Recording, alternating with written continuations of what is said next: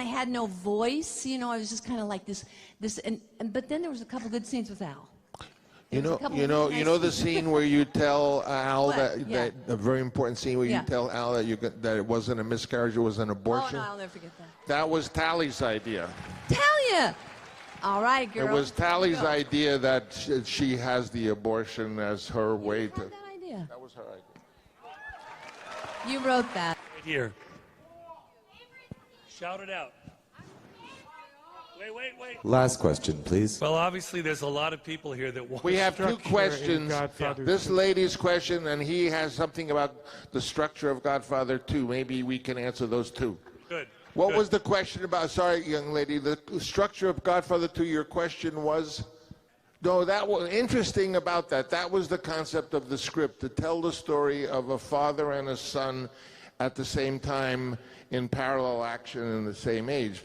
Interestingly, though, when we first cut it together, it would alternate every 10 minutes, more or less, and we found that it didn't work at all. And when we doubled it and made it be 20 minutes of one and 20 minutes of the other, then it started to work.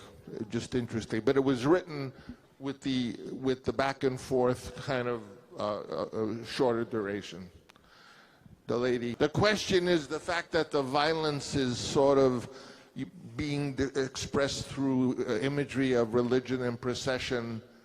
I don't know. You know, it's like operas like Cavalleria Rusticana, and the tradition, in my mind, is there's a sort of odd pageantry to violence in certain, if you see it that way, or certainly, you know, as we know historically, in the 17th century, the church, there was all kinds of incredible violence going between the struggle between the different. So I don't know, I just, in my mind, it seemed that there was a certain violent pageantry that was linked together. I think one last thing about. And an irony. Just the music.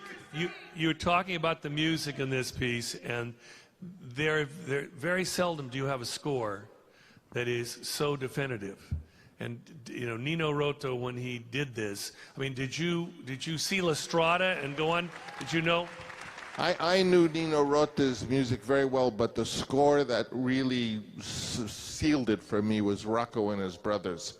Because Rocco and His Brothers has this beautiful, deep, heartbreaking, tragic family story, and I felt that Nino Rota wrote that as well as the Fellini scores. But that was what cinched it for me. Extraordinary.